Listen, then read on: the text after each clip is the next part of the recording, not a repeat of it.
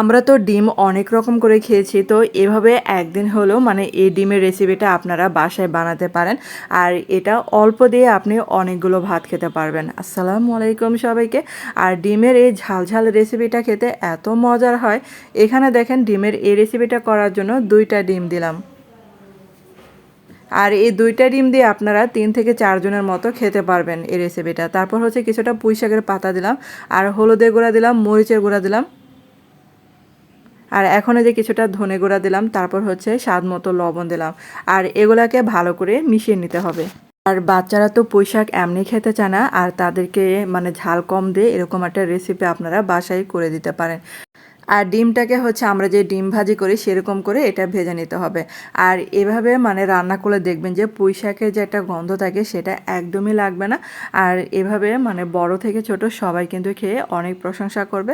আমি যেহেতু এটা বড়দের জন্য বানাচ্ছি, তার জন্য মশলাটা একটু ঝালঝাল করে মানে রান্না করব। আপনারা যদি বাচ্চাদের জন্য রান্না করেন তাহলে ঝালটা একদমই মানে কম দিবেন।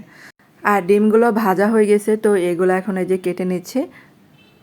আর এগুলাকে এখন এই যে ঝাল ঝাল করে আমি রান্না করব, তার জন্য আবারও মানে কিছুটা তেল দিয়ে নিলাম, তারপর হচ্ছে কিছুটা পেঁয়াজ কুচি। আর এই যে পেঁয়াজটাকে হালকা ভেজে তারপর হচ্ছে এখানে আদা রসুন বাটা দিয়ে দিলাম, মানে হাফ চা চামচ করে। আর এগুলো একটু ভেজে নিচ্ছে, তারপর দিয়ে দিলাম হলুদের গুঁড়া, আর দিয়ে দিলাম এখানে ধনে গুঁড়া। আর এভাবে দেখবেন যে এত মজার হয় ডিম রান্নাটা। তারপর হচ্ছে কিছুটা মরিচের গুঁড়া দিলাম, আমি যেহেতু ঝাল খাবো তো একটু ঝালের পরিমাণটা একটু বাড়িয়ে দিলাম। আর এখন দিয়ে দিলাম স্বাদ মতো লবণ, তারপর পরিমাণ মতো পানি দিব। আর পানিটা কিন্তু বেশি পরিমাণে দিব না।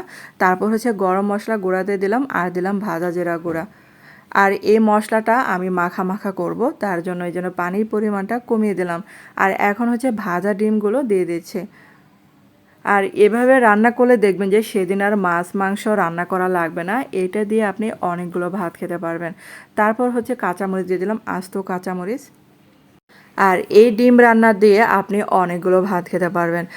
আর বন্ধুরা, আপনাদের কাছে ছোট্ট একটা রিকোয়েস্টে, যারা আমার চ্যানেলে আজ প্রথম ভিডিও দেখছেন কিন্তু চ্যানেলটাকে সাবস্ক্রাইব করতে ভুলে গেছেন, প্লিজ তাদের কাছে অনুরোধ রইল চ্যানেলটাকে সাবস্ক্রাইব করে আমার পাশে থাকতে পারেন।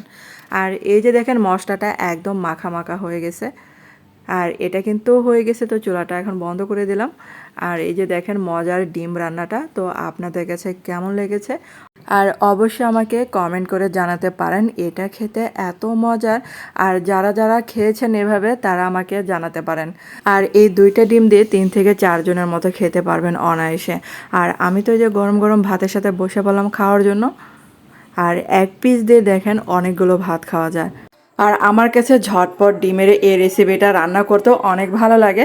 আর বাসায় সবাই কিন্তু অনেক পছন্দ করেন, কারণ হচ্ছে এটা ঝাল ঝাল।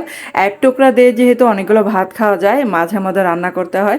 আর এটা যেদিন রান্না করে সেদিন আর মাছ মাংস রান্না না করলেও চলে, এটা দিয়ে কিন্তু ভাত খাওয়া যায় তৃপ্তি সহকারে।